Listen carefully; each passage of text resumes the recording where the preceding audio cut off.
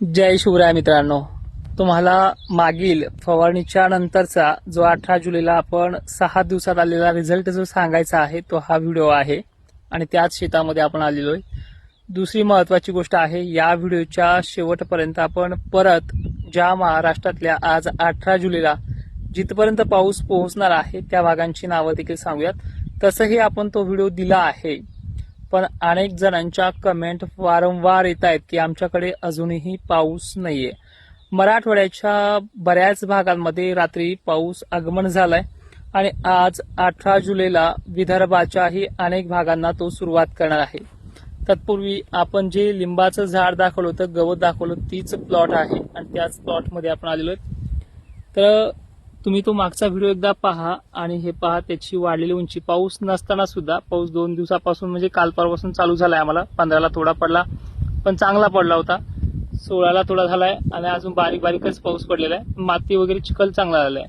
तर हे अशा प्रकारची त्याची वाढ वगैरे त्या अवतार प्रगतीने आपली झालेली आहे. ठीक आहे. तर आता महत्वाचं असं आहे की विषय येतोय पावसाचा आणि मराठवाड्यातला अनेक शेतकरी सुखावलाय. सिंदफणा नदीला पाणी देखील आलंय.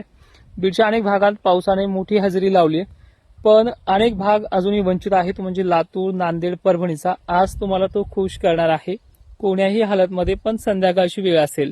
दिवसा वारे असतात, रात्रीच्या वेळेला डेव्हलपमेंट होतं. त्यानंतर हिंगोली, वसमत, डिग्रज, पुसद, कळमनुरी, सेनगाव, मंठा च्याही अनेक भागांमध्ये तो अजूनही हजेरी लावणार आहे. त्याचबरोबर अहिल्यानगरच्या पाथर्डी परिसरात काल चांगला जोर झालाय. याही भागात त्याचा जोर वाढणार आहे आणि विशेषतः हा पाऊस आता विदर्भाकडे वळणार आहे. विदर्भाचा विशेष करून बुलढाणा जिल्ह्यामध्ये, थोडे सिंदखेड राजा, देऊळगाव राजामध्ये, मेहकरमध्ये, लोणारमध्ये काही ठिकाणी पडलाय. 15लाच पडलाय, 16ला देखील काही ठिकाणी पडलाय.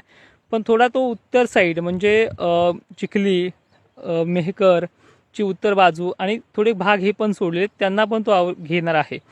विशेषतः सगळ्यात त्रस्त असलेला शेतकरी म्हणजे लातूर, नांदेड आणि इकडला उत्तरेकडील भाग.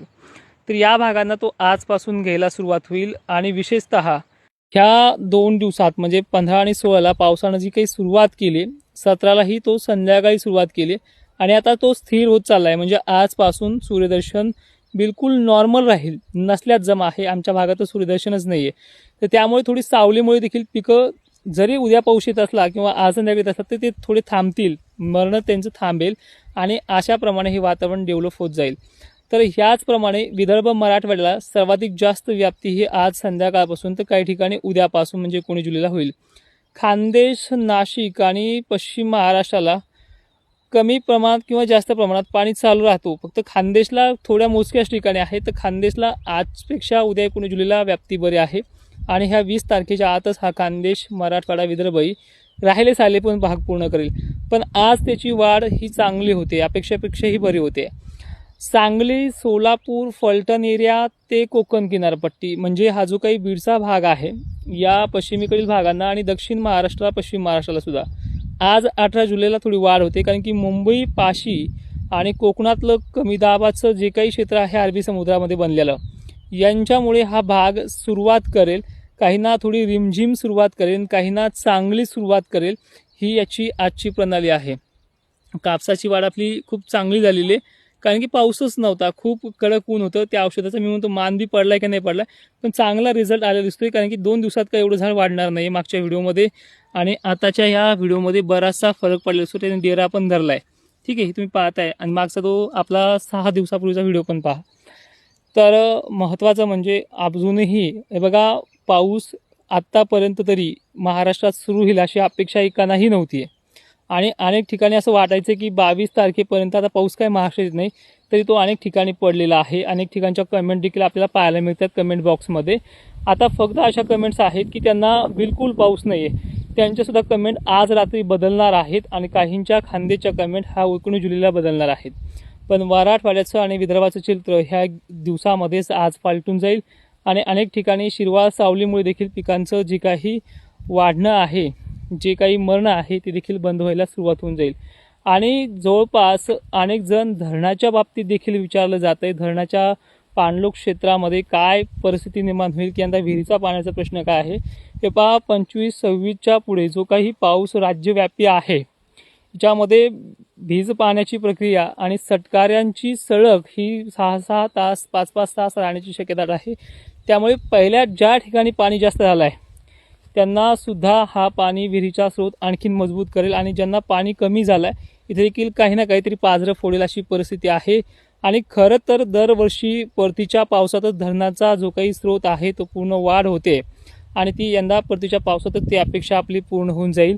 आणि विशेषतः या पावसाचं स्वरूप जे आहे सुपर अल्निनोचं जे काही वर्तवण्याचं प्रमाण आहे यंदा आपल्या हिवाळा भरण्यापुरता का होईना पाणी अपेक्षित आहे।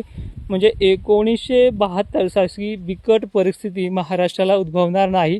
अजून पावसाळा 2 महिने पुढे आहे। अजूनही तो मोठ्या पावसाचे जे काही संकेत असतात आपला श्री गणेश उत्सव असेल पोळा असेल याच काळात आपले ओढे नदी नाले ओढे वाहत आहेत। पण त्यापूर्वी आता सध्याही काही भागांमध्ये परिस्थिती अशी की नदीला ओढ्यांना पाणी येणं चालू आहे। ते व्हिडिओज देखील माझ्यापर्यंत पोहोचत आहेत।